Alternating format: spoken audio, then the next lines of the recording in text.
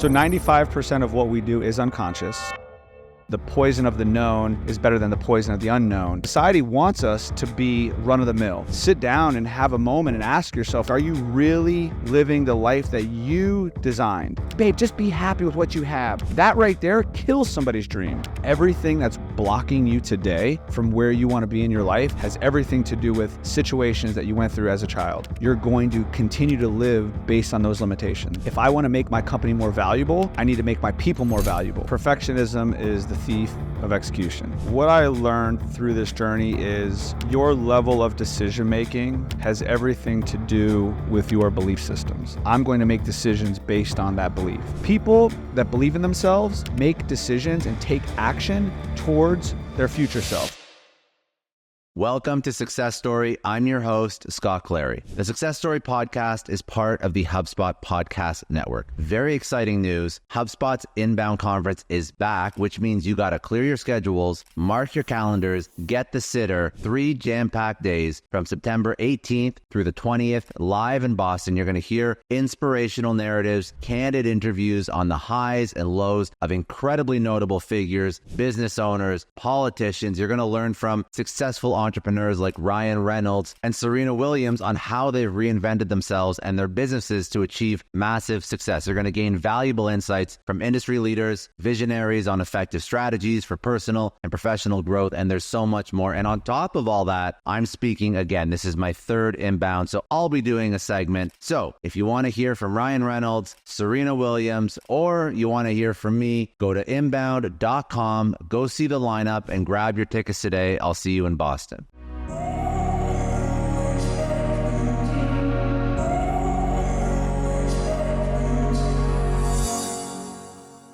All right, Ryan, thank you for coming on. I appreciate you a lot. I'm excited for this. There's a lot that we're going to go into. There's a lot of, I guess, negative when you were growing up that we're going to talk about. But I want to actually kick it off like this. When you think about your childhood, growing up, tell me about a positive or even a positive memory or a happy memory or something that happened that was like a net positive in your life. Yeah, so one of the first memories that come to my mind was my birthday's December 19th, so typically Christmas and my birthday are celebrated within a week. So my parents actually did not do 2 for 1 on that. Like I actually got both gifts for so they didn't hustle me on that. And so it was my 4th Christmas, and I remembered I wanted the Batmobile, and my sister got the Barbie car. And I just remember that I was so excited as a kid, just like racing my sister. And I remember this one moment where I got sad because the Barbie car was faster than the Batmobile. And like I had this belief that like the Batmobile was the fastest car. And then I'm like, this is not true. This is not true. I just remember that. So that was one of my first memories as a child growing up. That was exciting. When you think back, I mean, I want you to just at least talk about, we can start. I think the first thing that happened that was difficult was when you were 5 years old. Yeah. And your sister passed. This is like a string of unfortunate events that happened over your life. Yeah. Do you feel like you are grateful or hateful for the experiences that you had as a child? Interesting. So before I did a lot of the trauma work and the introspection and the healing, I had a lot of hate and I had a lot of anger and a lot of resentments because, and this is crazy to say, like I would unconsciously, I blame my sister for why I didn't get the love that I thought I deserved from my parents. And I didn't know this. This was like an unconscious pattern and unconscious behavior and doing work, reliving those experiences and healing that stuff. I was able to see that I was holding on to resentments. And it's kind of crazy to say because it's like my sister didn't do anything intentionally to cause this. But in my mind, as a little boy, my sister got all the attention because she was sick all the time. And so I just felt like I was always put on the back burner. I was always like second. I never really got the attention that I felt like I deserved. And then when she died, that just continued. It was like well, what about me? You know, like I lost a sister too. Like I am your son as well. Why aren't you giving me the attention that I deserve? And then shortly after that, my mom divorced my dad. So like my entire environment was like, nobody loves me. Everybody hates me. I'm worthless. And if they cared about me, they would treat me differently. And so that was like my experience as a child growing up. That was my story. That was my perception of that. And you feel like was that story real? Like when you look back, like hindsight's always 20/20. When you look back, do you believe that caused a massive shift in, obviously, your parents' divorce? Was it because of the sister? I believe so. My mom was very resentful to my father because my father was incapable of like supporting her emotionally. And my sister, the day my sister passed, she threw a phone at my mom and was yelling at my mom saying, I want my daddy, I want my daddy. And my mom was just so angry and resentful at my dad because he wasn't there. And my dad thought, you know, the way to handle this was like just to work. My dad was a workaholic. And so he just hid himself and just staying busy. And so when my sister passed, my mom was just so broken and she hated my dad because of it. And so she left him. So obviously that like really, that really like shifted the family dynamic. Speak to me about just the relationship you had with your mom, the relationship you had with your dad, because I know there's some stories from both, and sort of that, how that formed your first early years and sort of the path that it led you down, because this is tough, but I think that the story that you had is not just a normal divorce, right? Like this is not just normal divorce. It's not just, you know, we see, you know, we choose one family or one parent on this Christmas, one parent on the other Christmas. Like a lot of really dark shit happened. Yeah. Yeah. So my mom remarried, and the man she remarried was very abusive. And so I remembered it was I was 9 years old. I remember I came home from school and I walked into the house and my father was drinking alcohol at the time. And he looks at me. Stepfather. Well, my real father. Oh, real father. Okay. Yeah. So I walked into my home and my father was like, your mother was just shot by your stepfather. And I was just like, what? And my dad was drunk. So I didn't have the relationship with him where I felt like I could like talk to him or even like have a level of like safety where I can like cry in his arms. I literally went to my bedroom and I remember just kicking the wall, stomping the wall and like making holes everywhere. And it was the first time that I considered like suicide. I was like, this is just like, the pain was just so severe. You know, the only thing I had in my mind was like, my mom left, my dad's an alcoholic, my dad abuses me. My mom just got shot by Kevin. And like in my mind, like my mom chose Kevin over me, you know, and it was just this deep desire of like not feeling loved or not feeling appreciated. And so that was like my first like real traumatic experience with my mom leaving my dad and having that experience.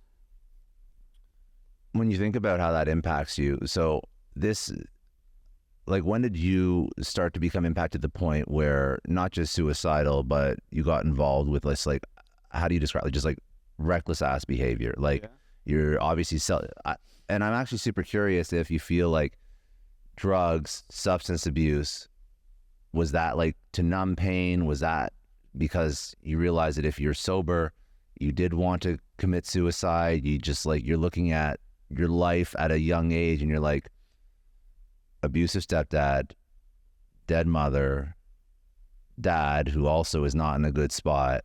Do you think I don't even understand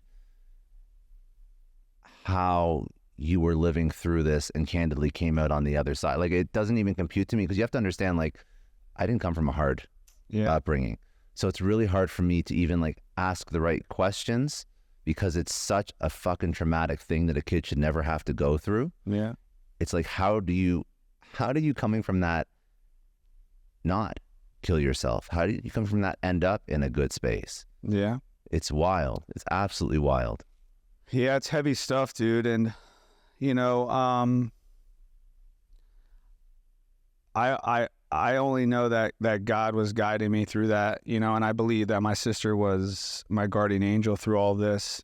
My mom survived that situation, by the way. I guess the gun was like point blank, and the fact that it was so close that it didn't have a chance to like expand and blow out the back of her neck, so she survived. Yeah, but watch this. She gets back with him, and he then stabs her 13 times. And so that was just a horrific experience for me. And you ask like how I made it. I don't even know how I made it, to be honest with you. Like it was something above me, you know, like I was on a destructive path. I was just I didn't care. I was wild. I was hanging out with older kids that were just relentless, ruthless kids. And I fit right in, you know, like as crazy as it sounds, it's like I didn't have the safety or the love that my parents were capable of giving me. So I found that somewhere else. And so what I know today, like the human mind is always looking to put you in positions to protect you. Like that is the design of a human mind. And so my protection mechanism was hanging out with kids on the streets because there was some sort of community. There was some sort of like support in all of that. And then, yeah, using the drugs allowed me to numb. I didn't have to feel those feelings. And so I started using at a young age, 11. And by the time I stopped, I was 16. So those 5 years of use, it was, you know, I ended up getting like 21 felonies. Because when you're 11, you don't even have money. Dude, it's crazy. Like I'll look at kids today that are 11 and I'm like, I was robbing houses at that age. Like it was crazy. I was stealing cars at that age. Like it's hard for me to even comprehend, dude. It's hard for me to even like look back and like believe that's like what I went through. Like even sitting here right now, like there's this like this emotional like cloud over me right now. Like it just got real deep for me because I'm like in it and I'm just like, holy shit, man. Like how did I make it out? Like I don't know. It's truly a miracle because I don't think that, I mean, I speak to a lot of people that had tough stories, right? And some people that went through some shit, but it's like no one's doing this at 11. Right. People are doing this when they're like 17, 18, 19, 20 to 25 getting into drugs. Not 11. Like your brain is not even fully formed when you're 11 years old. So you go down this path until you're 16. Yeah. So funny because I love the concept of rock bottom because rock bottom can be a catalyst for people. Sure. But you hit rock bottom like repeatedly. Like, it wasn't just like once. It was like many times. So some heads are harder than others, I guess. So 16, tell me what happened with 16 when you were 16 years old. This is the accident that you got into. Yeah. So it's interesting, dude. So it's like a Friday and I went to my best friend Jonathan's house and they were big advocates of like introducing Christ and introducing like youth groups. This is a crew that you were running with. This is even when you were doing drugs or no? So he was like the good guys. So like I had like good friends that like cared about me, loved me. And so I remember going to his house on Friday and he was like begging me to stop. And he was like, please, Ryan, please. Because he already knew I was in and out of juvie and I was looking at 25 to life. I had like a second-degree felony hanging over my head. And he was like crying and him and his parents were like begging me. And I was just so addicted that nothing was going to stop me. And I literally remember walking down the street and he was like, Ryan, you'd be lucky to make it past 16. Mm-hmm. And I remembered I was like, dude, I don't even care. Like if this is my fate, this is my fate. And so that was Friday. Monday morning, I partied all weekend. I was on like a robbing spree. I robbed a bunch of cars to supply my drug use. And it was Monday morning. I was driving in the front seat of my best friend's car at the time. And I just remember like the drugs weren't working. I had like a handful of Xanax and I was like, dude, I think I'm like immune to this stuff. And we just started popping them like Tic Tacs. And shortly after that, I don't really recall what happened. I woke up weeks later in the juvenile detention facility, and I found out that I was in a high-speed chase. We flipped a car, and I was proclaimed dead at the scene, and I was trauma-hawked to Delray Medical Center. And so I found all that out after being in juvie, and my dad told me this. And then my dad told me, you're not my son. My son would never do something like this. Pretty much, I disown you. And he hung up on me. And so that's where I was at 16 years old. And I think a part of it was he was scared that he was going to lose me, because he knew that if I kept getting in trouble, I was going to spend the rest of my life in prison. So I think that was his way of like closing the door for himself, because he was devastated that I was doing that stuff. Do you look back and blame him? No, I don't, man. My dad was so incredible, dude. Like, although his approach may not have been ideal and it may not have fit the standards of society today in terms of his approach, and yet, although it was very painful, but that man helped me become who I am today, and as many lives as I'm impacting, and my dedication and my grit comes from him. And so I'm so grateful for him today. And no, I don't blame him for what he was doing at that time.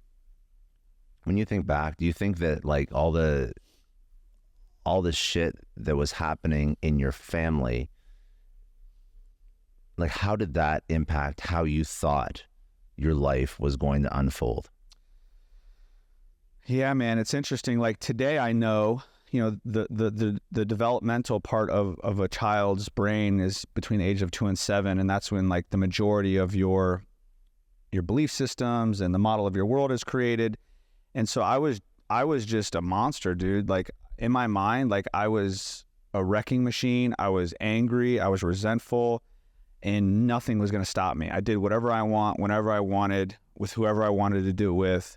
And you can't tell me anything otherwise. Like I didn't listen to anybody. I didn't care. Like there was nothing you could tell me.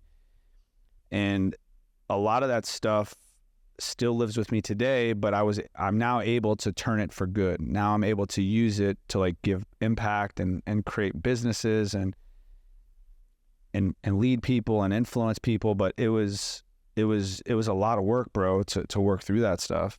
Because even when you wake up after this like Xanax binge, and then you're basically like, you don't even remember what happened. Is that the moment when you're like, I'm changing my life? I mean, a lot of addiction and generational trauma leads you to that point. Sure. Like, I don't know what happened with your parents, or if anything that was passed down, but was there a point when you were like, and was that it? Like, this is no longer going to be my lineage. This is no longer going to be my life. I'm going to change it. Because it's not just like you slightly got better. You like did like a 180. Yeah. You're like, I'm going to build a business around the people that actually helped me at my worst point. Yeah. I'm going to start giving back. So there's a massive mindset shift at some point. Yeah. Was that it, or was it later? So 2 major things happened to me at that time.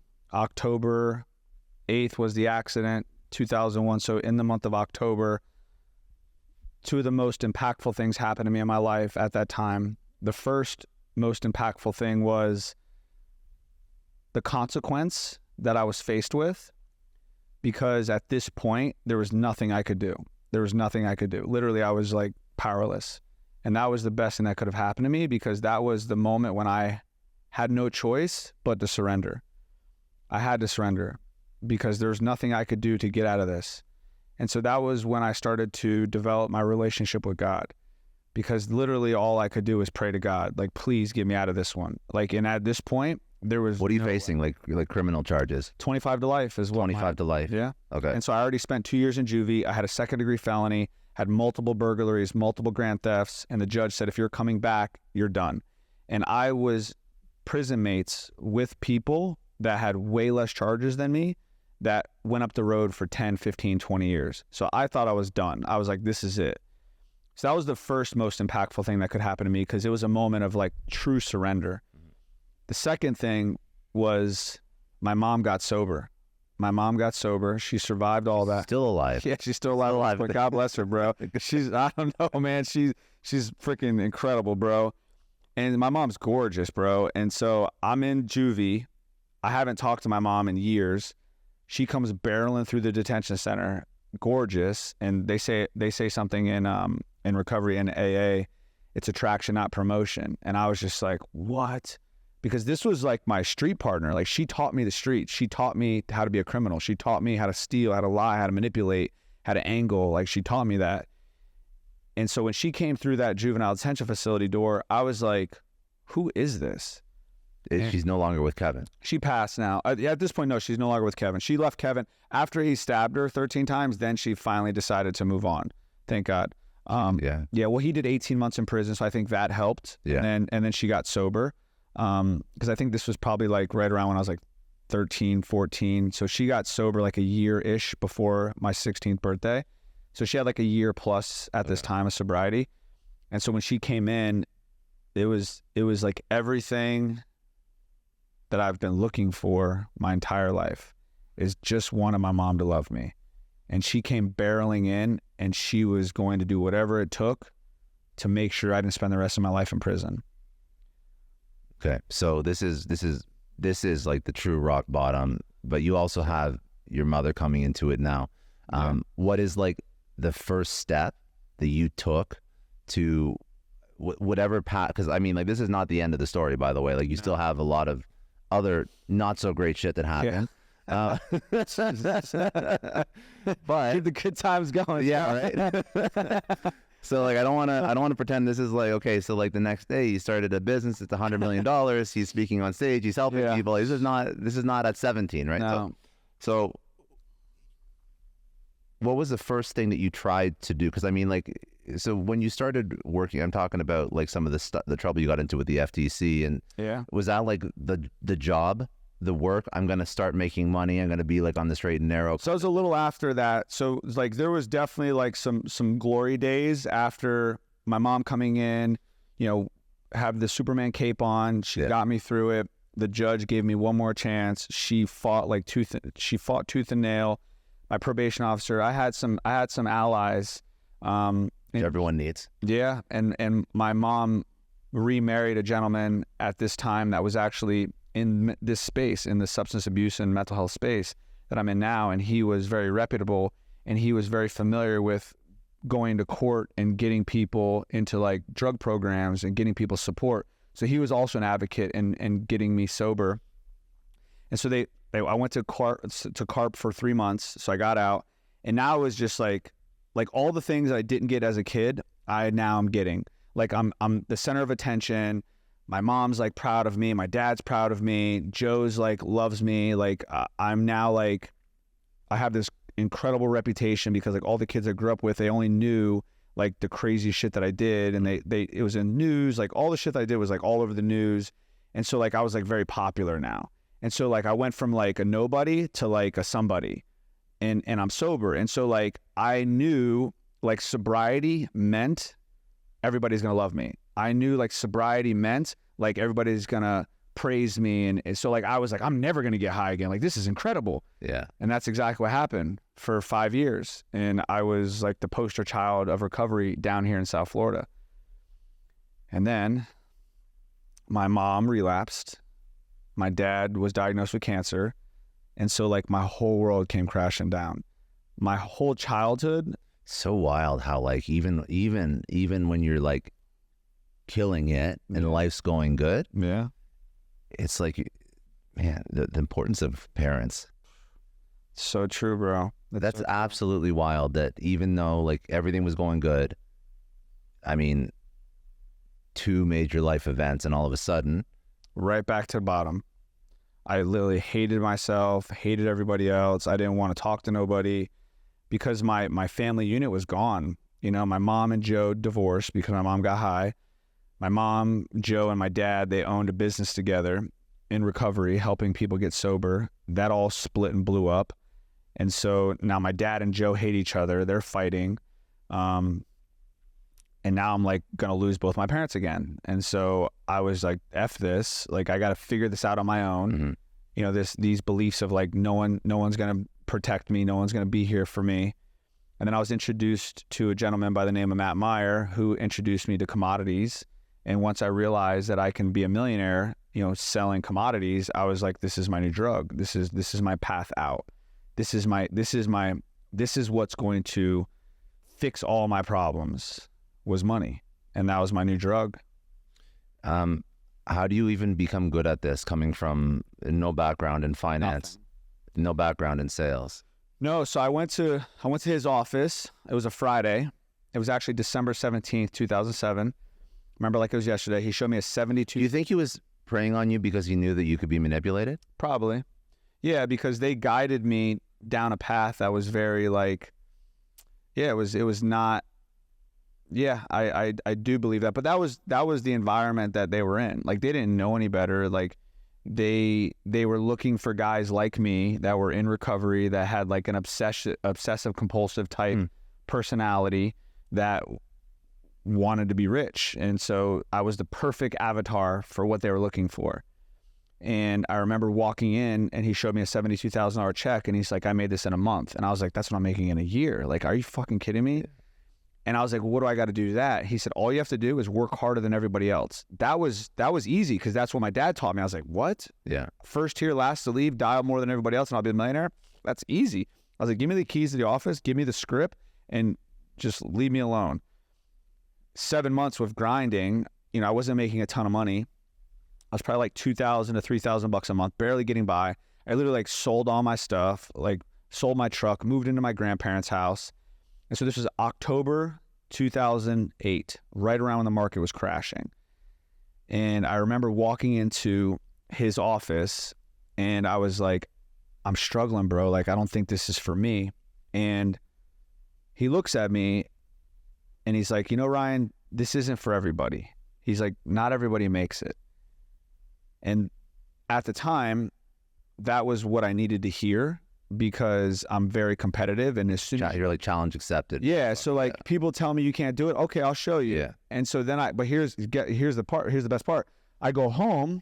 My grandfather went to University of Florida, master's degree, very reputable, professional, like education was his path, and like all his kids went to school. And I sat down, I was like looking for support, looking for some guidance. And he literally looks at me and he's like, Ryan, it makes sense that you're not good at this. You didn't go to school. And so now I have the belief of like, I need education.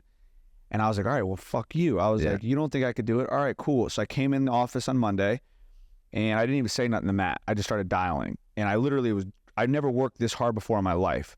And I grinded all week. It was Friday, like 6 o'clock. Matt is in the restroom. He's like, dude, Ryan, like, I have to close the office. I'm like, I'm not leaving until I close the deal.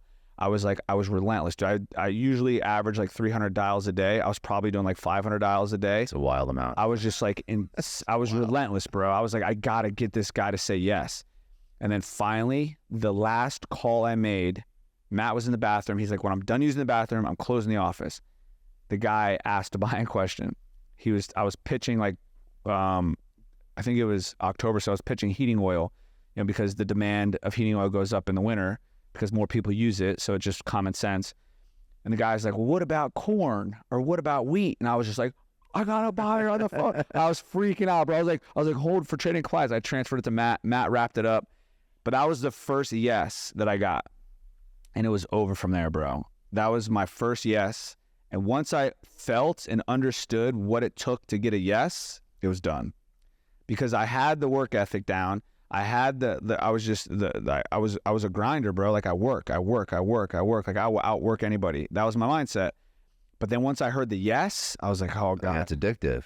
Then it was easy. The next year I made $1 million. The year after it was history. But a lot of people that go into sales do not get sued by the FTC, and a lot of people that go into sales can make a lot of money too. So is this like, just like paint the picture for people? Is this like like Wolf of Wall Street kind of like pink sheets? Because you're talking about commodities. You're not even talking about super volatile, like small market cap, no name companies. Yeah, I was on the New York Mercantile Exchange, Chicago Board of Trade. So I was like a licensed commodity broker, and the the regulators were tightening up their supervision on our industry because we were trading options. And so I knew at this time, like worst case scenario, I lose my license, I get suspended. So I didn't care. I was just a gunslinger because that's what they taught me. Because everybody was gunslinger in my firm. We didn't care about anything. We just wanted people to buy options, and 90-something% of options expire worthless. So at some point, somebody is going to lose. And I didn't care because I was triggering people's greed and I was speaking to that part of them. They were responsible for what they're doing. It was literally like I'm at a casino and I'm like standing there promoting like, come play 21, you might win. Yeah. You know, and so that was essentially what happened. I got suspended from the NFA, but then I kept going with leveraged metals. And so this was an unregulated market. We would buy physical bullion and we would do a leverage contract. And so it'd be like a financing agreement. So you'd give me $100,000. I would use your $100,000 and buy $250,000 worth of silver. There was an interest payment and there was a finance agreement, but it was a leveraged agreement. So it was the same pitch. And then I would charge commission on the total leverage value. So I ended up getting a significant commission for this. And then Obama came into office, the Dodd-Frank law passed. Now the FTC is supervising this market, this industry. They came in, they sued me for $10 million. And yeah, that's exactly what happened. So you've never been sued up to that point? Never. Okay. So being sued by the FTC for $10 million is stressful as hell for anybody. Dude. So, okay. So even just like walk through what you experienced with that. Did they win I don't know the outcome of this. Did they win the lawsuit or no? Yeah. So they came in, they freaking dropped a box on my reception. Did they physically walk into the office? They had a process server came in. So 4 months before this happened, I got a phone call from an old employee that said the FTC just called me asking me questions. So I got the regulator's phone number and I called the guy. I was like, hey, I think his name was Gideon Simison or something like that. I don't know. And I remember I called him. I was like, hey, this is Ryan Zofay, the owner of Sterling Precious Metals. I understand that you were contacting ex-employees, asking questions. And he was like, oh, no. And, just go, whatever he said. And he was like, and I was like, well, if there's anything you need from me, feel free to call. I'm here to help, whatever I can do. Because at this point, like, I like, in my mind, I'm lawyered up. Like, I have compliance department. I'm like recording all conversations. Like, everything I did from a compliance perspective was legit. Like, they sued me 4 months later after that phone call, and I ended up beating the preliminary injunction. So the preliminary injunction was the first part. If the FTC won the preliminary injunction, they freeze all my assets and I have nothing. They take everything. Well, that was the first piece that needed to happen. So we went to court on Monday. We fought the case. I presented all my evidence. It was very obvious that what the FTC was saying was not accurate. But it took like 30 days before the judge concluded his final decision. And this is interesting, dude. Like, this was like a huge turning point for me in my life. I'm also wondering why they even went after you in the first place. Like, so somebody called them and made a complaint. Well, so interesting. Here you go. I forgot about this. So they increased margin requirements in gold and silver. Because remember, gold and silver was running through the roof? Yeah. So they increased margin requirements, and naturally the market's going to dive. Of course, yeah. So the market tanked overnight, and all my positions got smoked because it's on leverage contracts. So like the market created an environment where it dropped significantly. All the people that were in the market lost money. At the end of the day, the evidence that they were stating was like, you charged X dollars in commission, they have nothing left, that's a problem. But they weren't considering the market dropping, they weren't considering any of that stuff. You were above board. It was just... Yeah, above board. But morally and ethically, I knew it wasn't right. I was wondering, because I'm thinking about like the fact that you go into this world, and you even spoke about, like when you sort of came out of that Xanax binge, you were like, the only reason why I'm here is God. And the only reason why, like, and then you start to realize that there's like a purpose beyond yourself. Yeah. But it's interesting. The second you start making money off of trading, it's like, it's a very selfish way to make money because you know that there's going to be a lot of losers in it. Yeah. It's just it's a business, but it's a tough business. So and I don't want to put words in your mouth. It sounds like you like lost yourself for a minute. Yeah. And you're like, focus on making money, and money solves all problems. Yeah. And like family's sort of falling apart again. This little cohesive unit that I had for a couple of years fell apart again. So like I make money, but then money becomes addictive. Yeah. And then you don't stop. It's not like you just made a salary and then got back on the right track. It's like, let me see how far I can push this. Yeah. Because you're like that kind of you're a very competitive person. Like I get it. Like I totally get it. It's a good personality for an entrepreneur, and it's sometimes a bad personality if you're not on the right path. So this is like another like wake up call for you. Yeah. I'm assuming. I don't know. I'm asking. Bro. So $10 million lawsuit. I go home. Yeah. My fiance leaves me. Why? Because the guy I was, who I was being, the guy that was... But she met you when you were doing So she met me right before I started doing commodities. So interesting. And she felt that you changed enough. I kept promising her that I was going to stop. I kept promising her. I was like, just one... It was like, I was addicted, dude. I literally couldn't stop. And I literally would come home, we'd fight probably like every 3 or 4 months. She'd be like, Ryan, you said when you get to this number, you're going to stop. Why did she hate it so much? Because she knew what I was doing was morally and ethically wrong. And she knew in my heart that I didn't love it, because I would come home at night and cry at times because like people would lose money and it would crush me, because like these people are trusting in me. These people are literally like believing in what I'm saying, and although what I'm saying is true, the risk, 90% of the people lose. And so it was just devastating to me. And so the FTC came in, they sued me. I go home, she leaves me. The best thing that could have happened to me happened, dude. It was, again, another moment where I had no choice but to surrender. And so I was so blessed for that, because I don't think I could have stopped. And so God stepped in for me. And here's what's interesting. So 30 days after I go to the preliminary injunction, I'm on the phone with my first sponsor. So my sponsor, I'm on the phone. I finally divulge everything to him. I've been avoiding him. I've been ducking him, because now I'm not like really working a program, because it's hard to like go work an honest program and be spiritual and love God when you're being a scumbag. And so I finally like broke down and told him, and I was like scared to death, Scott. And he literally says to me, he's like, Ryan, the second step is all about turning your will and your life over to God. He's like, that's the third step. Are you ready to give your life to God? And I was scared. I was like really having a hard time making this decision. And I was like, oh my God, like I didn't realize how hard this was. And I got to the point where I was like, okay, I'm willing to let this old life go. I kid you not, Scott. As soon as I humped the phone with him, my lawyer emails me and says, Ryan, you won the preliminary injunction. And so as soon as I gave it to God, God's like, here you go. And I was like, holy shit. I was like, this is crazy. That was like 90% of the case. Now my lawyers were like, all right, we're good. Now we can go to the table and just settle this and just move on. Because I didn't want to be in the industry no more. Mm-hmm. If I wanted to be in the industry, I could have been. I didn't want to be. And so we went to the mat. We did a suspended judgment. I paid my fine. And now I have like reporting requirements that I have to do now. But you're not barred from the industry. No. I mean, I can't sell precious metals anymore.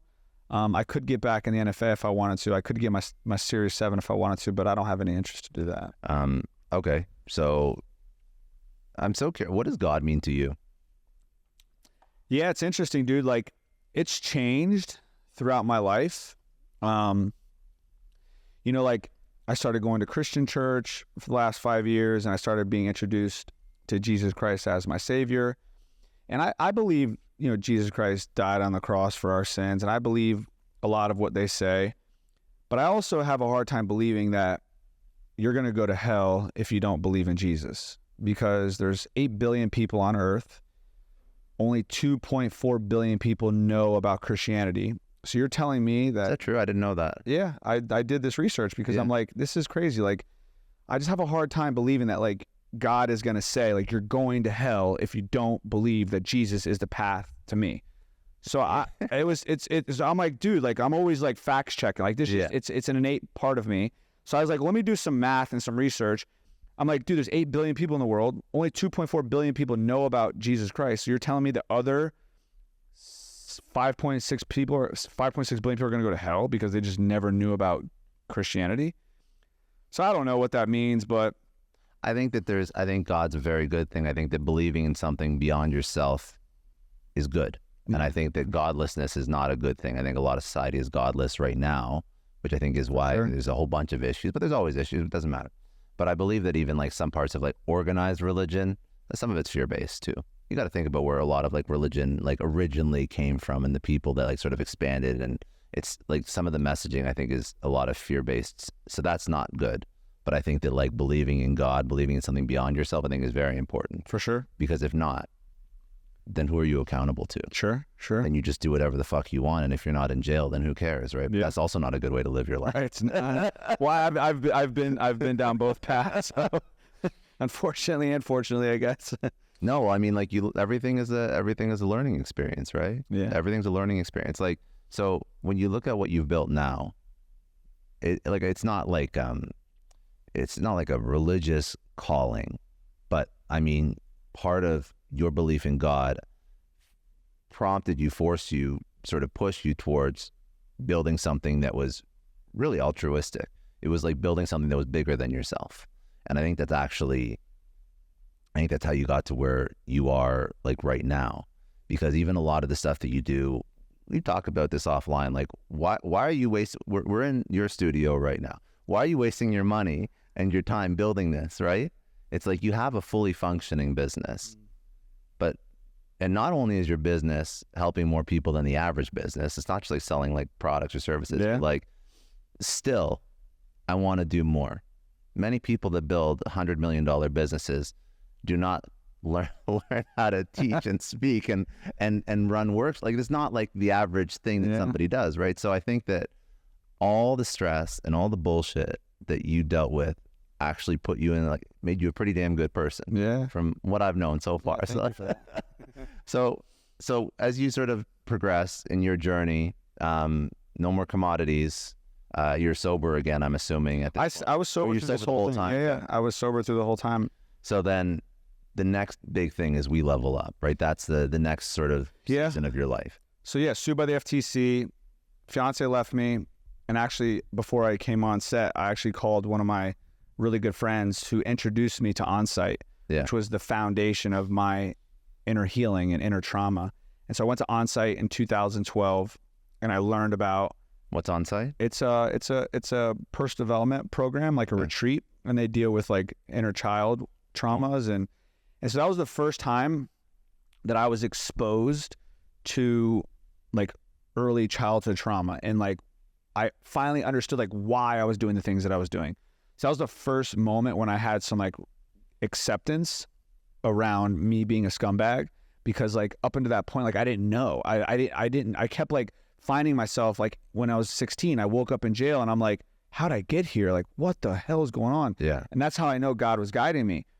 I got sued by the FTC. I woke up and was like, how did I get here? Like, what the hell is going on? Like, this track my life sometimes. Dude, I didn't want to be that guy. Yeah. I was like, how did I become this guy?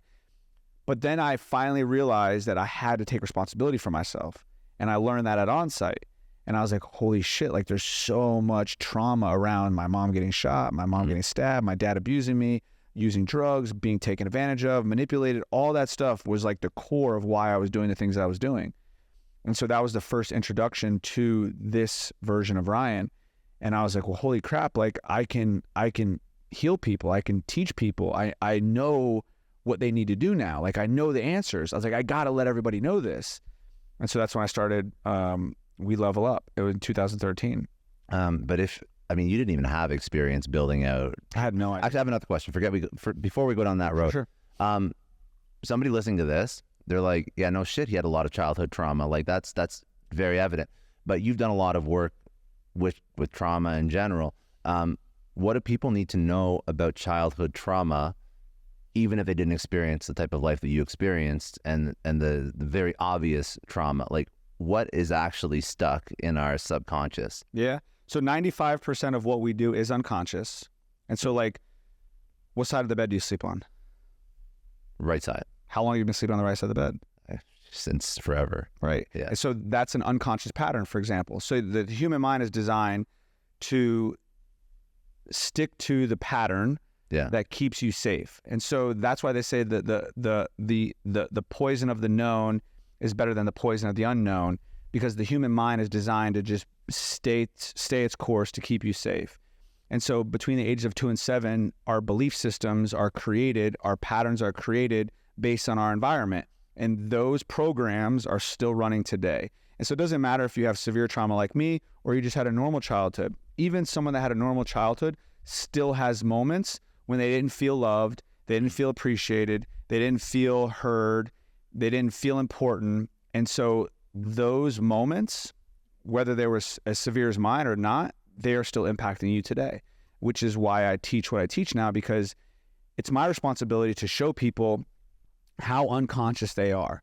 And once you can become conscious of your unconscious programs, you can now take responsibility, because most people live in a victim environment because they don't know. They literally don't know. Like, the definition of a victim is somebody that just doesn't know, is helpless. And so most people, 98% of people today walking around on earth, are in this victim mindset, which is why they work a 9 to 5, they do the things that they do because they don't know there's another opportunity. And society programs us this way. Society wants us to be run of the mill. Society programs us to like go clock in, go clock out, go home and be happy, be grateful for what you have. And so that's the victim mentality. And so it's my job to show people like, hey, there's more to life than what you're living. How do you, so if you're just looking at your own life and you feel like, listen, I got a good job, I don't feel like a victim, like what's the step to sort of like open your eyes, so to speak, so that you see the other alternative? Like, it's victim mentality versus, I'm assuming it's like choice to take action or whatever it is. Is there an audit that you get people to do? Is there some sort of like wake the F up and realize that this is not the life that you're put on this earth to live? What is it? Sure. So the example that you just gave in terms of this individual that has this good job and they're happy. Is this good job that they're happy with? Is it something that they just accepted as their standard? Or is this truly the dream job that they wanted? Are they truly living their dream life? I don't even think people know what their dream is. Right. I don't even think people think about it. Right. I think people just sort of meander through life and fall in, maybe quasi-purposefully, into next job, next promotion, whatever. But I think dreams have died a long time ago, because I don't think anyone's dream is to be like a CPA for 40 years. Right. Like, I mean, it's a good job. Right. You're comfortable. But so why do they stay stuck? I have no idea. Right. Think about that. So they're like, oh, I'm just going to my job and I could support my family, and you know, I'm somewhat happy with what I got, but all of a sudden they're like, but am I really living what I really want to live? And so think about it. Like, we get these downloads. Like for me, like, I'm now speaking on some of the biggest stages in the world. That was a thought. That was a dream 5 years ago. But I didn't stop chasing that dream. I didn't stop pursuing that dream. I did whatever it took to get to that point. And so that's the first auditing tool, is like, sit down and have a moment and ask yourself, like, are you really living the life that you designed? Or are you living the life that society deems is what's appropriate, or the people around you? Because sometimes the people that we love the most are the ones downloading these thoughts that, like, oh, just be happy. Like, it could be your wife, could be your husband. Like, babe, just be happy with what you have. That right there kills somebody's dream. Kills somebody. Cut their legs out from underneath them. Imagine coming home. I'm a husband. I come home. I'm a CPA. I've been doing CPA for 20 years. And I sit down with my wife and I say, babe, you know, like, I watched this ad on TikTok, and I've always dreamt of like speaking on stages. Do you think I could do that, babe? Babe, what? Stop it, babe. Like, you're a CPA. You went to school to learn numbers. You know numbers. Like, just eat your food and just be happy. That guy's dream just got crushed. But he wanted it. He desired it. But he didn't follow through with it because the person he loved the most doesn't even know what they're doing, but they're literally cutting your legs out from underneath you. That happens with parents a lot too. Yeah, same thing. Parents who, you know, you said like, what's a normal family? I mean, normal so subjective, but like, let's paint a picture of a normal family, as in like very risk-averse parents, career parents, parents, and then you want to go build something. You want to go. It's not like they. This is my family to a T, right? Sure. It's not like they mean bad by telling you that, like, maybe be careful, like, you know, don't take those risks. They don't know that world, right? They don't know that world at all. So for them, they're not trying to hurt you. They're trying to save you. Yeah. But I mean, they're trying to save you. So, dude, and so you asked me about my relationship with my dad. I'm so blessed for him, dude. Although like his teaching styles and his way of doing things were not ideal, but my dad was the type of guy that was like, you're not going to sit on the couch. Yeah. You're going to go outside and play, go build a tree fort, go swim in the lake. Like, so my dad was always like, go play, go do your thing. And so that created the part of Ryan that has these visions and these dreams and to go out there and pursue them, because I was like, I'd come home and be like, hey dad, like I want to build a tree fort. My dad would go buy wood and he'd literally go buy wood from Home Depot, grab me a box of nails, grab me a hammer and say, figure it out. And I was like, all right. And then I'd bang wood on the thing, and I had so much fun as a kid.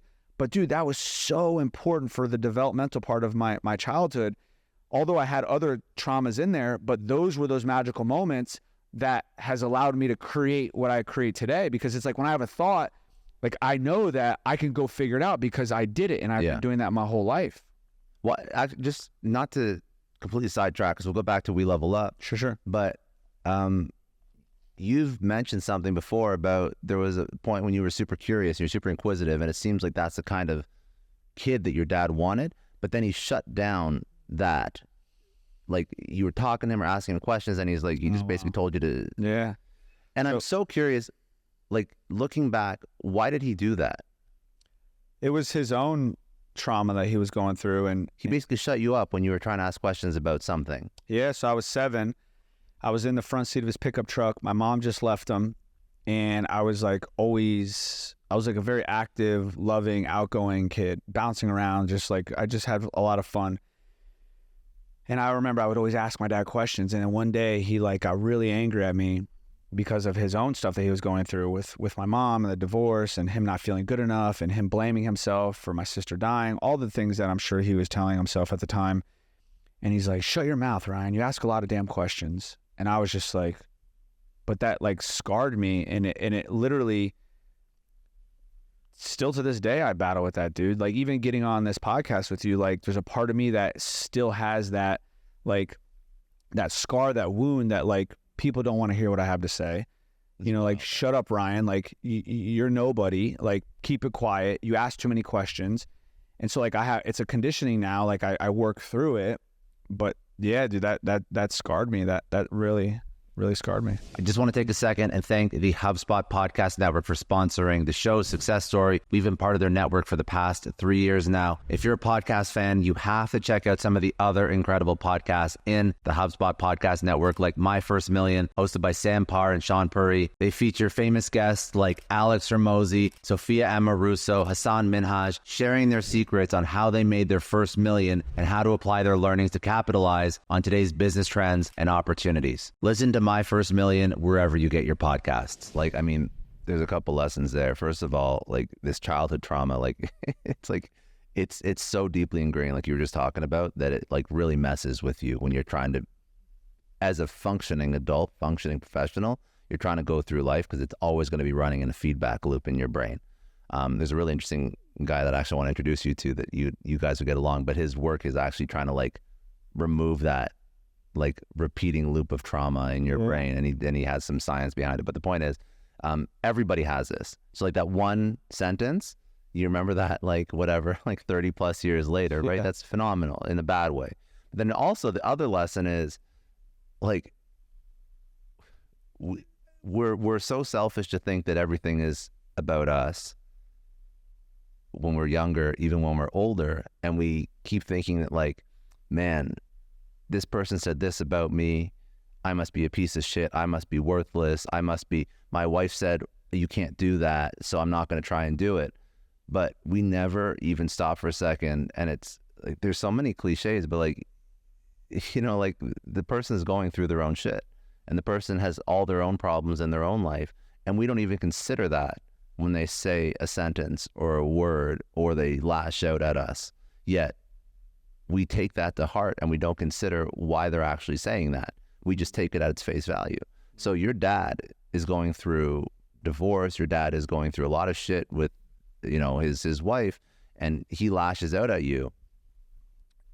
In a better circumstance, he wouldn't have said that. Yeah. But that, you only take it at face value, and you're like, something wrong with me, where there's probably like 2,000 things wrong with his life at that particular point that's causing him to say that shit. Well, so to that point, at 7, I was incapable of understanding what was going on.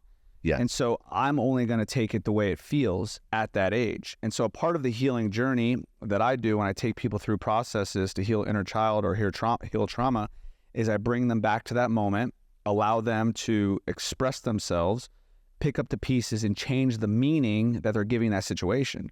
And so to your point, what you just did is actually a part of the healing process, is to rewire the story around what one thinks of. So my story at one point in my life was my dad doesn't love me.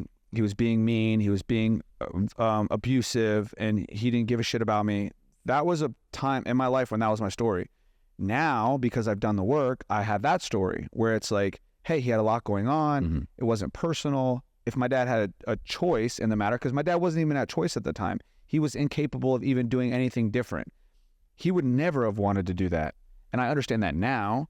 And so that's why if you're listening, it's so important. Like, everything that's blocking you today from where you want to be in your life has everything to do with situations that you went through as a child.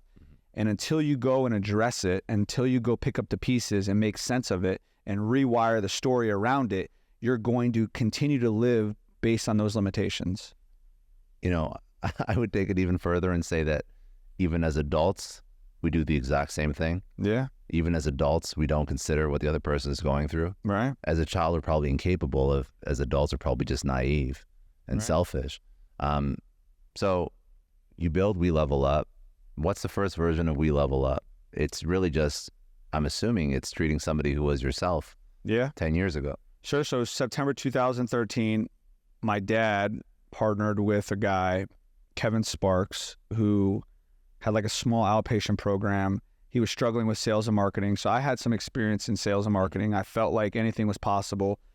And I knew a bunch of people in the industry because of my stepdad, my new stepdad, Joe, the one that helped my mom. So I had a bunch of contacts. So we jumped into the business, and within a very short amount of time, I realized that like this is something that we can do. And then I realized that the guy, Kevin, that I was partnered with was the chokehold in the growth of that business. So we bought him out, and then we just grew the business from there. So that was 2013. We've had a couple different iterations of brands. So that was like Holistics by the Sea. Then it became like Holistics Treatment Center. And then in 2019, we branded it We Level Up, which is what we call it today, which kind of ties into like everything that we're doing here with like lifestyle brand, teaching personal development, teaching professional development, high-level coaching, executive coaching, teaching people how to build and scale their business, teach people how to brand, teach people how to speak from stage. It all ties into how I've been able to grow We Level Up to the company that is today. And when you look at, because now, where are you at now? Have you crossed $100 million in top line? This year we should cross 100 million in top line. That's super impressive. Great business. What differentiates you between people who have been doing this for so long in the market that have not hit that level? Sure. So I feel one of the biggest differentiators in any business is culture, is marketing, and your ability to produce results for patients. And so my industry specifically, and you could, that pretty much has overlap with many industries. If you look at like the main pillars that drive a success of a business, it's clearly your marketing, your sales, the product, and then the culture, the people. And so my X factor is the ability to understand human behavior, understand the psychology of the mind. And I've been able to teach and coach and motivate my people to believe more in themselves, and they can perform at a higher level. So you have a guy that comes in that is hungry, that has the desire to learn. You can coach that person up to become more valuable. And so my belief in what I started to do back in August 2018 when I met Tony was like, okay, if I want to make my company more valuable, I need to make my people more valuable. And so I have now 600 employees. Think about this. If 600 employees are valued on a scale of 1 to 10 out of 5, then if I can take those 600 employees and make them a 7, my company is naturally going to be more valuable. And so my approach is make the people more valuable, and your company is going to become more valuable. Rather than looking at the top line of like, I need to make more money, I look at the people. Like, how can I make this person more valuable? How can I make this person create more impact? How can I make this person believe more in himself so he can execute better, so he can make better decisions? He has more confidence in making decisions. And then all of a sudden the byproduct is a more valuable company. I love that. I think that compared to like a traditional model where you hire somebody to do the job that they're meant to do, and you're upskilling them at a certain skill set that can take them to like the next level. So you go from entry-level employee to manager to director to VP. You're giving somebody like almost like a 360 upskill. So you're like, I'm not just going to teach you how to be a better employee. I teach you how to be a better human, a better entrepreneur. I'm actually curious how this works for your organization, because I've seen the type of coaching that you give people, your employees, and just people that sort of have come to your events and shit. And I would be not worried because I'm on the same page as you, but somebody listening could be worried. Like if I teach people to get to the next level, like Ryan is with my employees, how do I know they're not going to go off and start their own business and do their own thing and basically leave? Because you're giving them literally all the skills. Like you don't really hold anything back. Yeah. When you're teaching something, you're teaching like, this is how this is mindset. This is time management. This is energy levels. This is how to close your first clients. This is how to market yourself. Like quite literally any employee could go start their own business. For sure. In any category. Forget about competing category, in any category, and be successful. Sure. There's so much to unpack there. And I think where I'll start is we attract what we are in life. And so if I have an abundant mindset, so there's two types of mindset. There's a lack mindset and abundant mindset. If I'm worried about somebody leaving me, then I am in a lack mindset. And so that will be the inevitable outcome. So I got to a place, because I have lost people along the way. But when I lost those people, if I look back at where I was on my journey, I was worried about losing them. And so I realized today that I have to become so valuable, come from such an abundant mindset. If that they leave me, then that was what was meant for me. And now they never leave. And so the second piece to this is why I think it's so important to scale a business.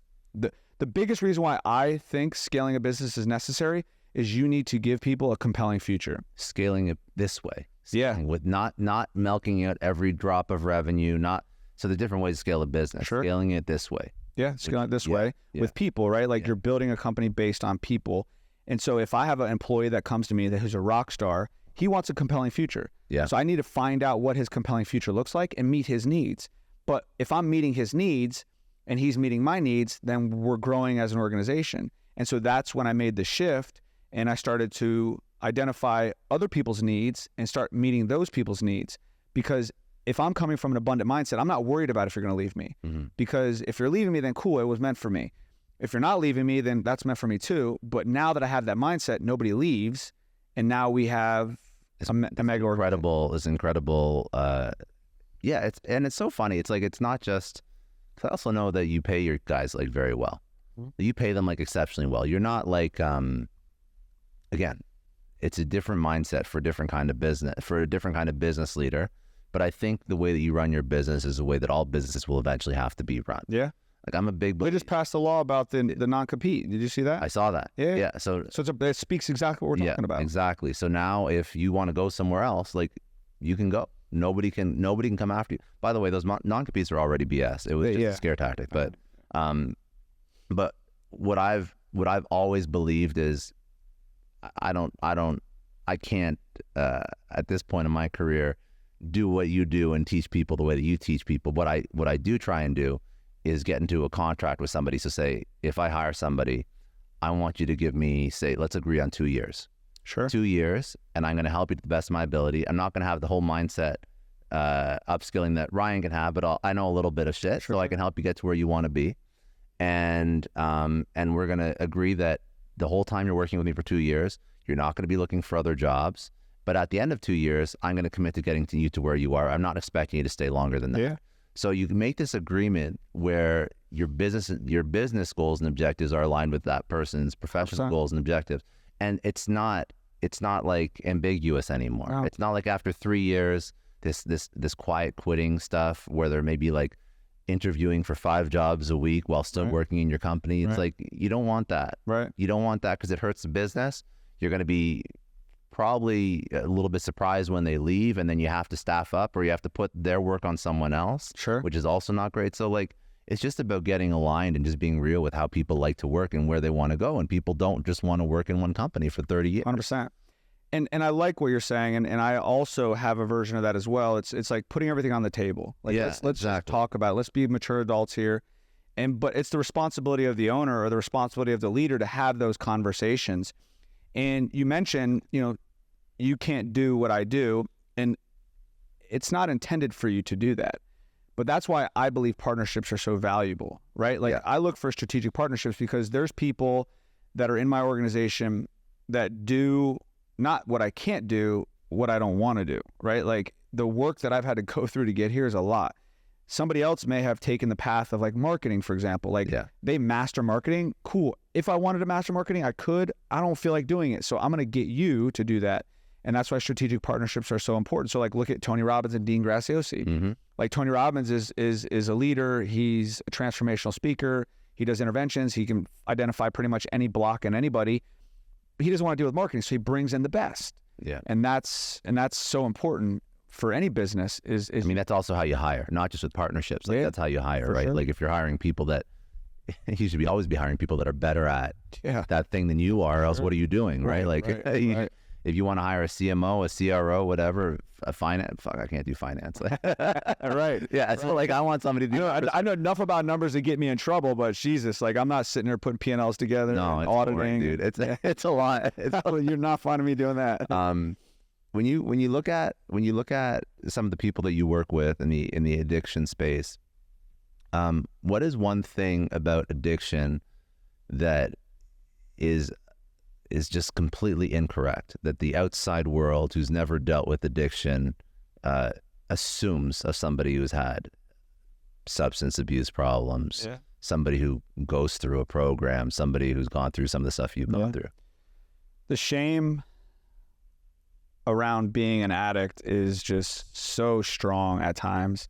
I remember when I first got sober, like I hated the fact that I was an alcoholic.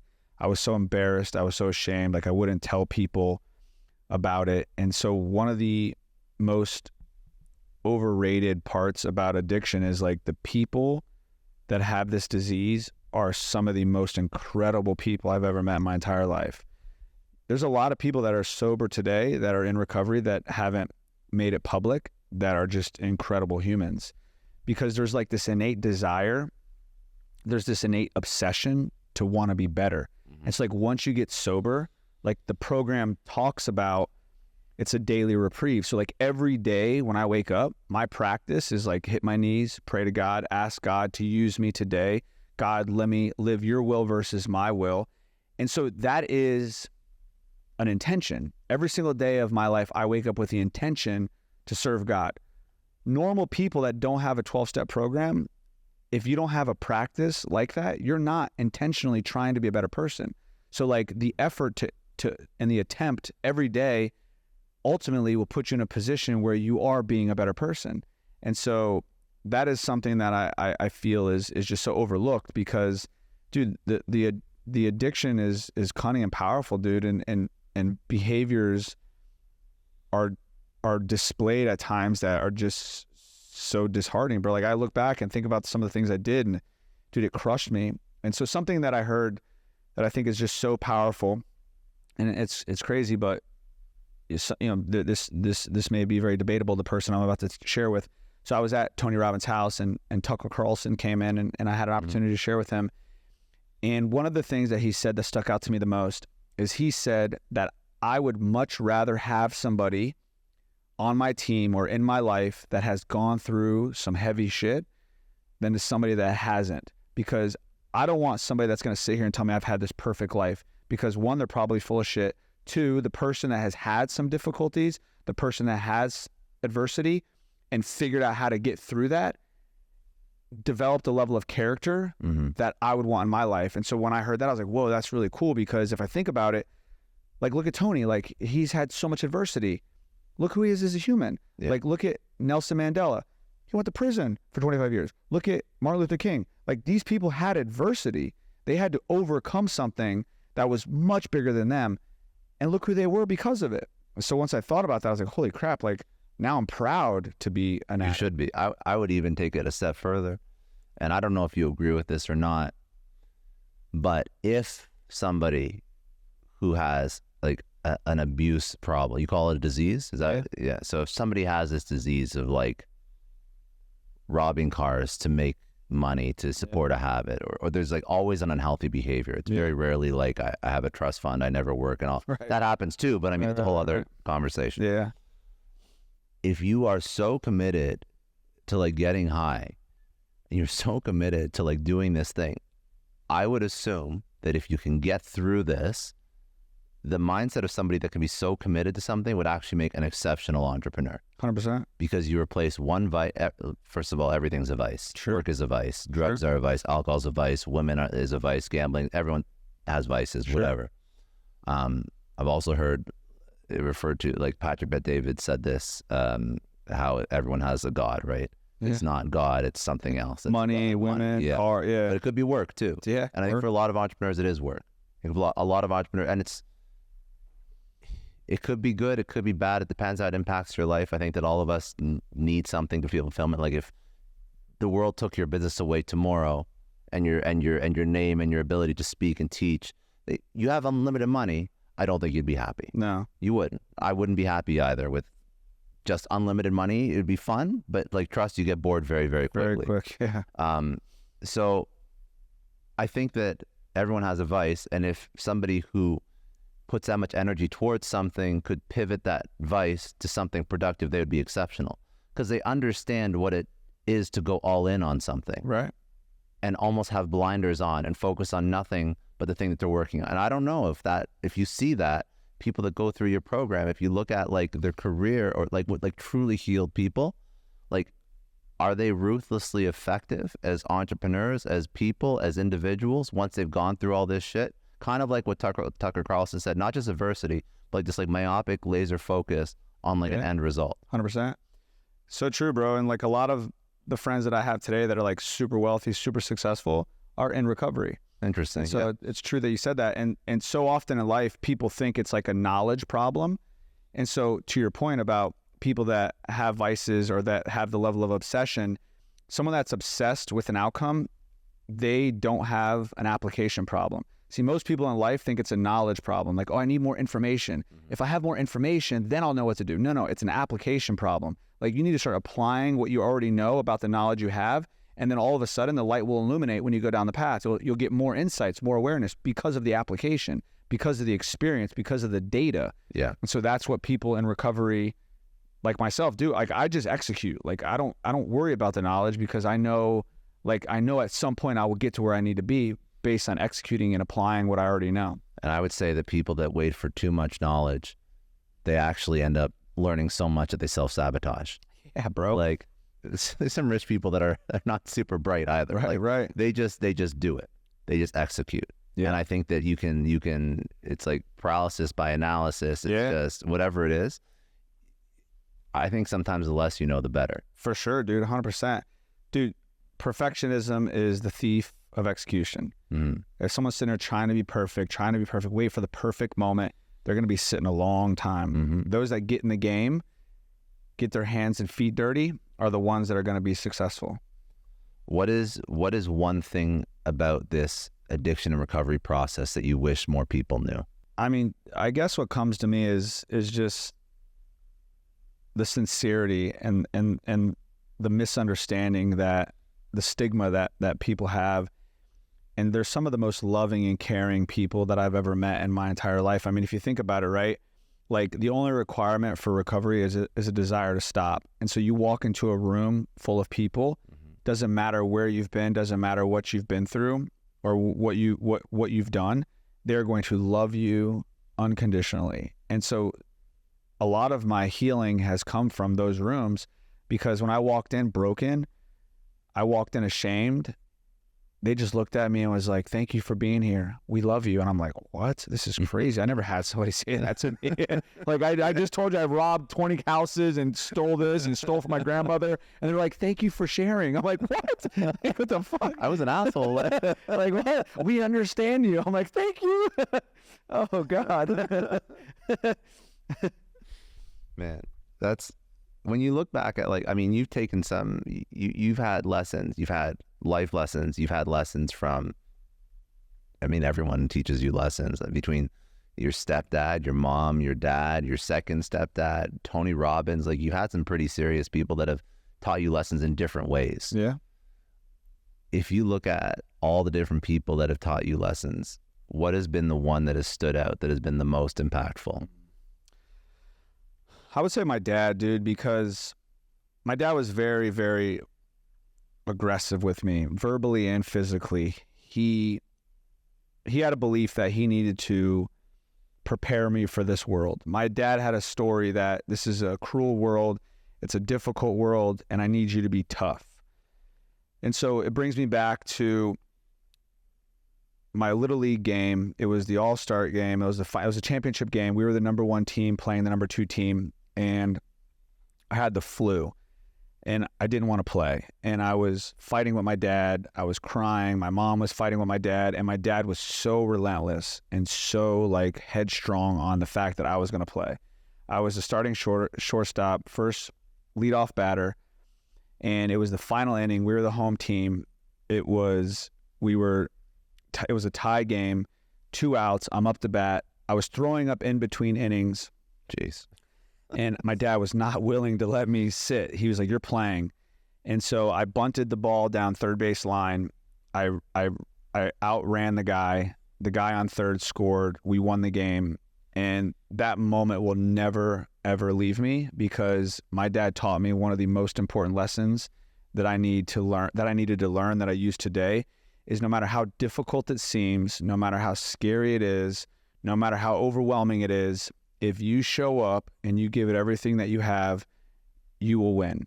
And so I use that today. I mean, that's like the core of who Ryan Zofay is, because, dude, there's times in business, and you know this, bro, like there's days when I'm like, how are we going to make payroll? Mm-hmm. Like, I have $1 million payroll. Like, I need Blue Cross Blue Shield to make a drop or I'm screwed. Yeah. Like, there's been a lot of those moments, dude, but like in those moments, I have these memories of like, I'll get through, I'll figure this out. And dude, that has allowed me to just push through so many limitations. You know, it's so funny, as a business owner, you deal with this shit all the time, where like you focus on these massive negative things, because as humans, the negative imprints on our brain much easier than the positive. For sure, right? For sure. But then, and I'm curious I'm also just very curious how you found Tony Robbins, because I know Tony is all about playing bigger, and I think there was like an intervention that he had with you at one point about you're playing too small, even though you're building a massive business, and his mind is too small. So outside of somebody hanging out at Tony's house, which is not everybody can do that, right? Maybe even speak about what he taught you and what he sort of opened your eyes to. But when somebody's dealing with all the day-to-day BS of a business, assuming everything else in their personal life is going fine and with their kids or spouse, which is also not always the case, how do you, after you cross a certain threshold where most people do not have experience, say you build a $10 million business, $50 million business, $100 million business, not many people you can go to, right? Say like, hey, what do I do next? Right. How do you always think bigger, think next, when every day is like an absolute battle? Yeah.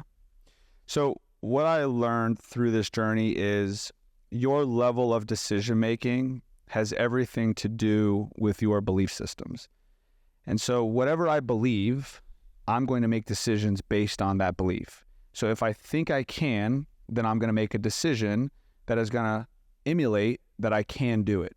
If I don't think I can, then I'm going to make a decision that emulates that I can't do it. And so one of the most important things that Tony taught me is that I am the creator of my life. And I know you hear this, I know it seems cliche, but if you just like really stop for a second and unpack that, when I went to Tony August 2018, I got there by my ex-fiance, by the way. She went to the event at UPW and she's like, oh my God, you got to go to Tony. So I went to Tony. I went to Tony with the idea of like, I needed to learn more business skills. So I went to business mastery. Then I find out it was a psychology problem. And so one of the biggest things that Tony taught me was like, Ryan, like whatever you want in your life, you can have it. So you can be the creator. So I was like, wait a minute, like you're telling me anything I want? Yeah. But at this point, you have a business already. I was doing 10 million a year in revenue. Yeah. So you're selling. It's not like you screwed up as a business owner. You're doing right. You're killing it. Yeah. And so, but I needed evidence. I just needed evidence to support that belief system. See, the mind is designed to look for evidence to support your belief systems. Yeah. And so if I believe I can't, then I'm going to look for evidence to support that. And so going to Tony was like, no, you can, Ryan. So that was the evidence that I needed. And so somebody at his caliber just telling me, like, you can do this. I was like, oh my God. I was like, holy shit. I was so scared. But what happened is I collapsed space and time, and I became that person just because he believed in me. Mm-hmm. And so I left Tony's July 2020 in the midst of the whole country shutting down, watching his business like go to bankrupt overnight. I watched him apply everything that he taught me real time. And the lesson for me at that time was the playing small was the level of impact that I was creating in the world, because I've been through so much, I've overcome so much, and I'm not teaching. Mm-hmm. And so that's when he was like, dude, like the people are starving out there for this, and you're not out there teaching this. But that's when I changed my whole approach to business. And that's when I started to identify, like, I'm in the impact business. I'm in the results business. I'm not in the making money business. I'm in the results business. I'm in the impact business. I'm in the transformational business. If I transform somebody's life long enough and impact somebody's life long enough and provide the solution to somebody's problem long enough, eventually the byproduct of that is income. And that's exactly what's happened for me. So like, I obsess with how to solve somebody's problem. So when somebody comes to my seminar, I am literally obsessing, figuring out what's going on unconsciously in this person's life that I can give them a shift so that they believe in themselves, because that's all it is. People that believe in themselves make decisions and take action towards their future self. People that don't believe in themselves make decisions and take action that brings them to the part of them that doesn't believe it. And so it literally goes down to what you believe. And as simple as it may sound, and then like when you're going through like an experiential process, it's real because you can see energetically where people are at. Do you, outside of like just words that like unlock this sort of awareness of what you can potentially do, tactically, maybe it's something you did through recovery. I'm curious because it's something that I do is I do this, I keep track of my wins. I keep track of the things that have gone right in my life. So when that's like, when I'm not sitting in a seminar, or when I'm not sitting in front of Tony Robbins and that self-doubt like creeps in, I remember that I've won 2,000 times that week and like 50 million times over my life. So even if I get sued that day, or an employee quits that day, or I lose that deal, I've won X amount of times. And that gives me the confidence to sort of like reset and get back on track. I'm curious if you do something like similar to that process at all, just because I know that no one's perfect. So even though you're teaching people up here, I can guarantee you there's times when people are not in this room and you're sitting in your office and you're like, what the fuck am I doing? Yeah, yesterday actually. So was it really worth it? Like exactly, 100%. So how do you get? I love that strategy, dude, because like, think about it. Like what you just said was that now you have evidence and references where you can go back to and look, and then it propels you forward. It's no longer emotional. It's just logic. Right. It's just logic. It's like the data in front of you. 100%. So yeah, I mean, I definitely have a version of that. And see, for me, it's like, it's not so much what's talked about at the meetings, like although that's important, the strategy is important. It's showing up every single week, meeting with my team and having those conversations. So I actually start off, and Tony taught me this, we always start off with every single meeting with jackpots, wins and celebrations. And so we're always conditioned and trained to find what's right in every situation and to celebrate the wins, because you can't, Tony taught me this, you can't build on failure, you can only build on success. And so the momentum of like, yo, you just won. Now what's the next best thing to keep winning? Because if you're looking at what's wrong, now you're always stuck in like, what's wrong? And what do I do now? Am I a failure? And you stay stuck. It's all about motion. It's all about momentum. Yeah. And how do you keep that momentum going? As you look at the wins going. Yeah. What did we not talk about today? We talked about a lot of shit. Talked about a lot of stuff. I mean, I think something that's really cool, man, is like how I met you, you know, and it's so crazy. And I think that people overlook like relationships. And I think what I've learned from you, you know how nervous I was the first time I met you, because I was coming into something that in my mind, you've done for like, when I first met you, just so people know, like I was doing an event and you came and spoke at our event. Yeah. And like, I've never sold from stage ever. Like my background is like it's like B2B enterprise software. It's like jump on a Zoom call. And it's, I mean, I was even more removed from the sales process in my last time when I did that because I had sales reps that worked for me. So have inside sales rep jump on a Zoom call, pass it over to an account executive. I would get involved like 2 months later when we sit down with the CEO of the company we're going to sell to. It was not go in front of a room of people that you never heard of or spoken to before and then try and sell something. Right. I like speaking, but I like teaching. But then it was very uncomfortable for me to like ask people for money from the first time I ever met them, standing in front of them. It's like stage fright compounded with imposter syndrome, compounded with all this other shit. Right? Anyway, you come out and I'm nervous as hell because I'm like, oh God, like I don't know what the fuck I'm doing like this. And I'm like, this guy's been doing it for forever. And like, you're a phenomenal speaker. And I was like, he's going to think I'm an absolute idiot. Like, but it's crazy. I didn't think one time I didn't think that. No, but that's how powerful your mind is. Yeah. That's 100%. all I'm thinking the whole time. Right. And now we're like friends. And now So I thought you crushed it, bro. I was like, wow, he's actually really good up there. Like, I swear to God, I was like, I like this. It's but also that's another lesson. Like you always feel like you're worse than you are. Too. Yeah, 100%. You always feel like you're worse than you. We always think that we're unqualified. But the point is, like, so out of nowhere, you had me coming from something that was a totally different industry, partnering with somebody who knew this industry. I mean, even you've been doing it for a while, but you're also not Tony Robbins either. He's been doing it for, I've seen videos of him. Fuck. It's like 40 years. Yeah, he was like a kid doing this stuff too. And now he's not young anymore. So you partner with somebody that knows this industry well. And you complement your skill sets and you complement what you know and what you don't know. Right. 100%. Yeah. Yeah. That is a cool story. Yeah. And so I think what's interesting is like people like there's so many like ideas or perceptions around like sales, like what sales is. Mm-hmm. And so like some of the most influential years that I had was like doing the commodity stuff because I got no's every single day, like 300 no's a day. It was like, people are like cussing at me, like, stop calling, all the different things. And what I realized like through all of those calls and through all of the stage opportunities I've had, it's all about trust. Like people just say no because they don't trust you. Mm-hmm. They don't trust that they can do it. They don't trust that they're gonna be able to follow through. A lot of it's like sales is calling people forward, calling people to be a better version of themselves. And so once I understood that, I stopped worrying about if somebody's gonna say yes or no. I started worrying about, am I building trust in this person's life? Am I showing this person what's possible? Am I being the example that they need to see so that they can become a better version? Because here's the thing, think about this, Scott, right? Like say let's just use the example, like I want to become a motivational speaker. You have the idea of it. Mm-hmm. And then let's say there's this version of yourself that you see in the future and there's a gap in between where you're at and where you want to be. Mm-hmm.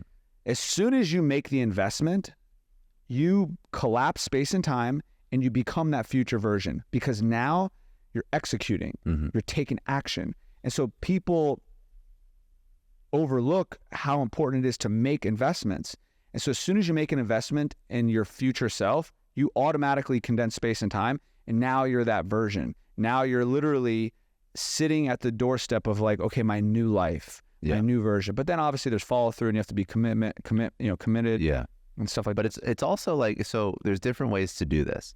So there's some really stubborn people, like even myself, for example. So I've not done things the easiest way in my whole career, which I'm not like really proud of. It's just some people just like try and figure it out. And I think that investing in the right people really fast track shit, really fast track shit. And I'm learning that more and more as I get older and wiser, that like you don't always have to figure shit out yourself. But I mean, even the motivational speaker part. So what I should be doing is I should be going to sign up for somebody who teaches like motivational speaking. You know what I'm actually doing? This is not good advice. This is just real advice. This is just real, right? Yeah, I love it. What I'm actually doing is every time I'm speaking tonight at an event, And it's like more motivational than educational. Yeah. Educational I can do all day because I just talk about the stuff that I do in my day-to-day. So watch this. Can I coach you right now? 100%. And so many people have these identities or these stories. And so you're saying it's more motivational than educational. So just shift that story, because when you motivate somebody, it's all about educating somebody on what they need to do to get to a future destination. Correct. Somebody's at a place in their life, they're stuck, they don't have the information or the experience of somebody that's traveled that path. And so a lot of times people misunderstand, like, motivation is actually educating somebody on something that they don't think that they can do. And so you're literally just standing up there and saying, like, hey, I'm the example. Yeah. Here's where I was at. Here's where I went. You can do it because I did it. That's motivation. People don't even understand that. So you're just educating somebody on the idea of, like, hey, here's where you are. Here's where you want to go. I did it. Here's the steps that I took. If you do this in your life, this could be an example. And even that frame reduces actually a lot of the stress about it. Yeah. That like framing it that way reduces For a lot of the stress. And that's, I mean, because what I've been doing so far is I've been driving around. I've been going to like look. So like it's like a 15-minute talk, right? And like I know that there's like between here and like the place that I'm driving going to be 15 minutes. Right. And I'll just do the talk and the drive. And then I'll go pick something up from like a CVS and I'll like drive 15 more minutes. I'll do the talk again. Yeah. That's all I'm doing so far. Dude, it's the frame. It's so true, bro. That's my training. But I mean, the point is, there's probably a lot more, more efficient ways to like do what I'm trying to do, which is, yeah, there's strategy, but 80% of it is your psychology, just getting there and doing it. And then you're going to have that evidence, and then you're going to have the opportunity to look back and say, okay, what could I have done? What could I have done better? Yeah. And then you'll get that insight. And so Tony is actually the master of the pre-frame. I mean, that skill is just incredible, because the mind, the human mind receives like 1.2 billion bits of information a day. And so the mind generalizes, deletes, and distorts information. And when you give people frames, it simplifies it. It's digestible. And so that is like half the battle. So when I get up on stage, I create frames to show people it's simplified. It's like, oh, okay. So like I said, like earlier, like there's two mindsets. There's abundant and there's lack. There's things in between, of course, but if you just digest it from that perspective, it's like, hey, if you have an abundant mindset, this is what the outcome is going to be. If you have a lack mindset, this is what the outcome is going to be. What do you want to do? They're like, oh, clearly I want to do abundant. Okay, great. Now the mind moves forward. And so now you're able to advance somebody based on the frame that you gave them. They did this study, and this is the problem with dating today, by the way, because social media, these dating apps, you have too many options. yeah. And see, when the human mind has too many options, it stays stuck. A confused mind doesn't buy. It's the same thing with anything. So you want to simplify it. They did this study where it's like they had two people, one person, you got an opportunity to pick like 5 of your favorite ice cream flavors. The person that only had 5 options picked their favorite flavor within minutes.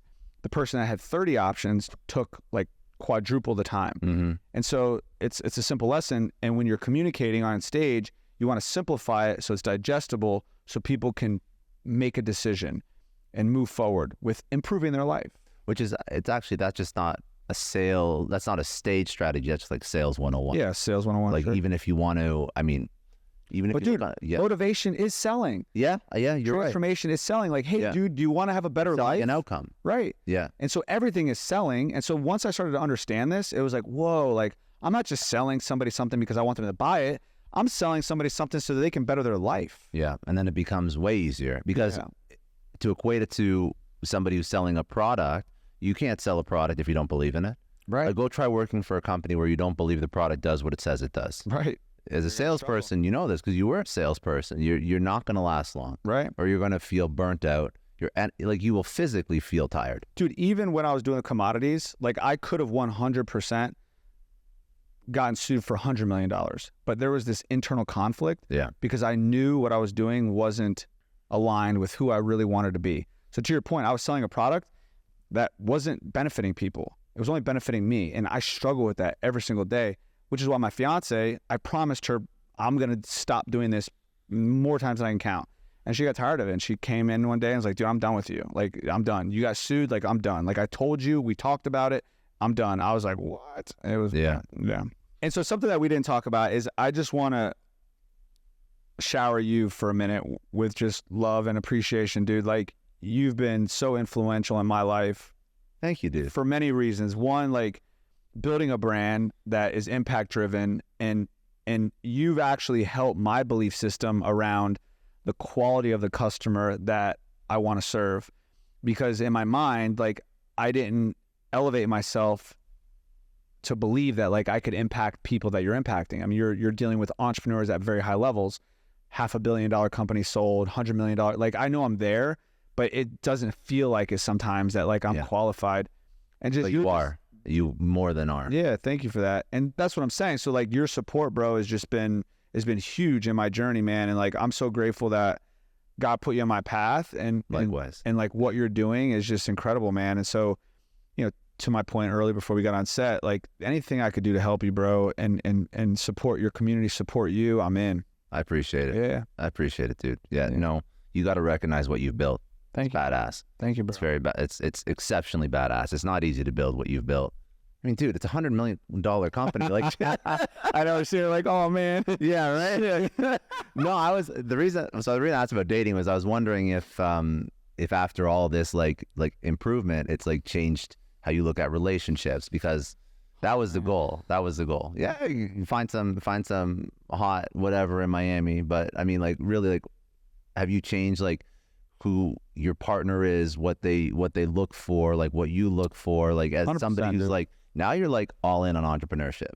So, I mean, you don't stop. And I'm curious, as somebody who is almost married, because I'm very blessed because Gina, my better half, like, she also has a business. Right. So we get it. Like, I've never been so out of sync where she was upset that I was doing something that was like unethical or unmoral. Sure. But I mean, in terms of like time commitment, there's not as many hours we can spend time together, but we both get it. So she's doing her thing, I'm doing my thing. So I'm curious, just as like somebody who's, you know, you've gone through an almost marriage, and then it broke up for a couple different reasons, but now where you're at in your life, what is like the partner that fits somebody who's like a high performing entrepreneur, business owner? Yeah, it's so true, bro. And like, definitely my vision of what she looks like has definitely changed over time.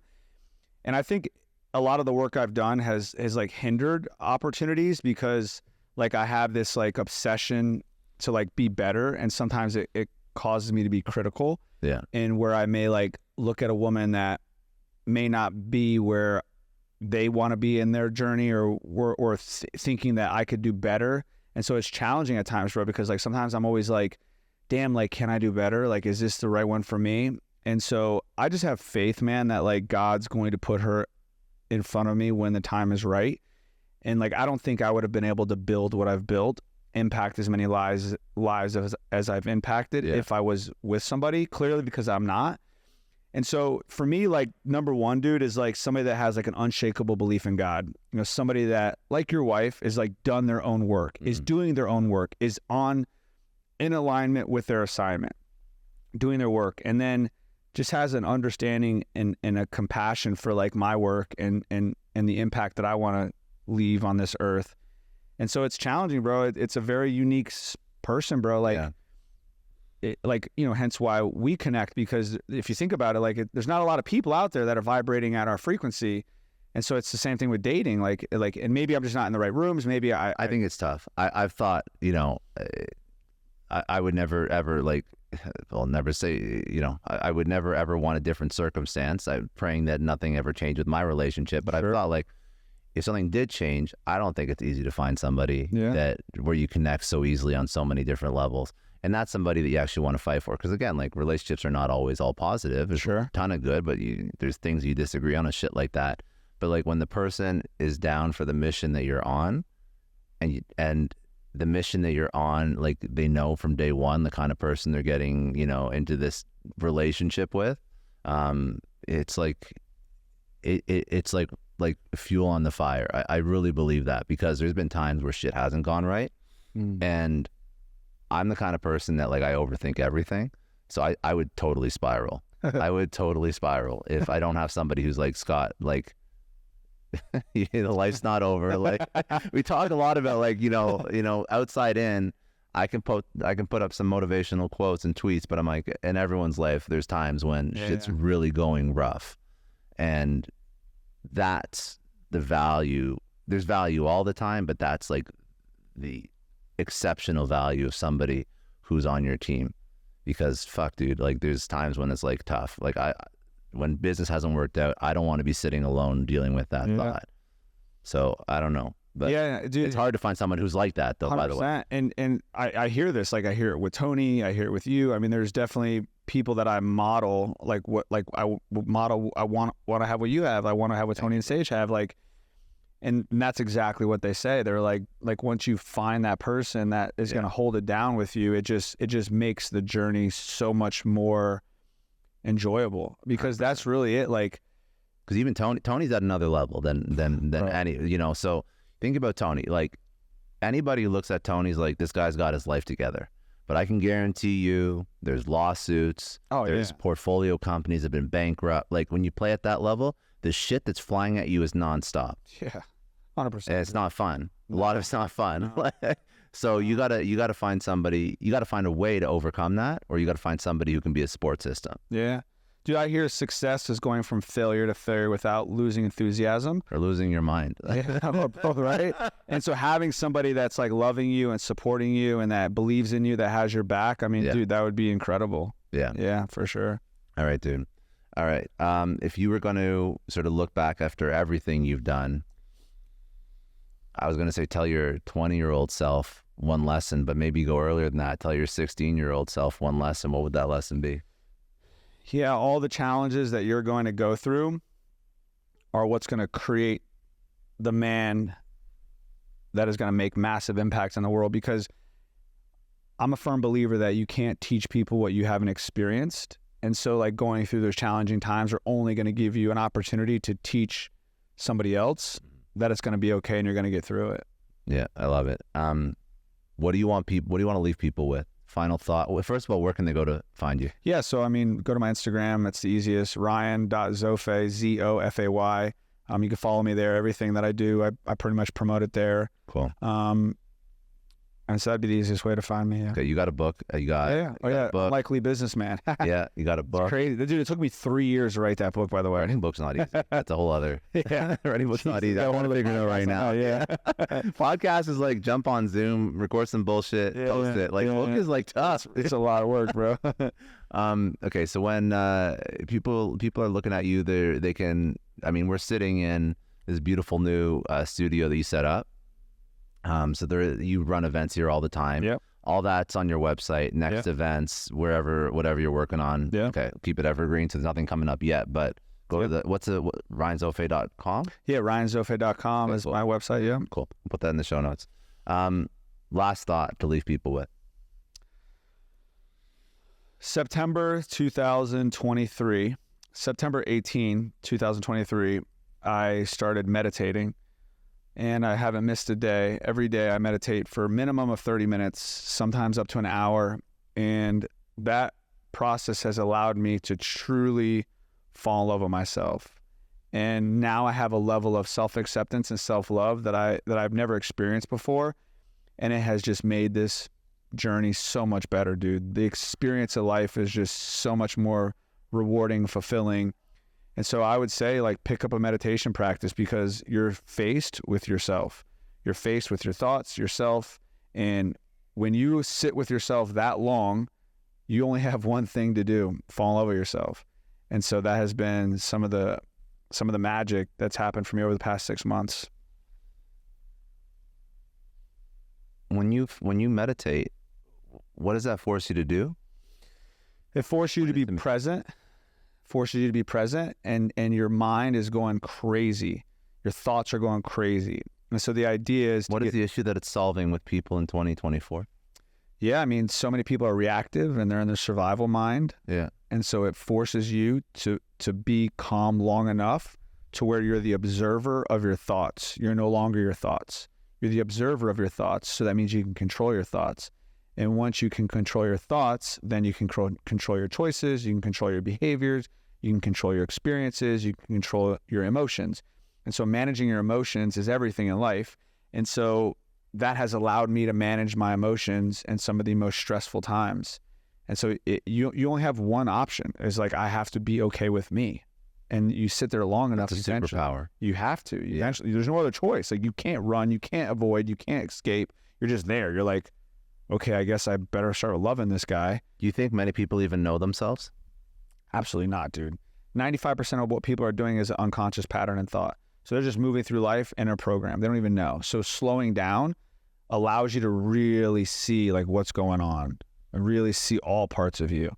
And then the only thing that can happen is there's a moment of grace where you're just like, wow, like this is who I am. Like, they say you can't change spots on a leopard. I believe that's true. I think you can't change the spots on a leopard, but once you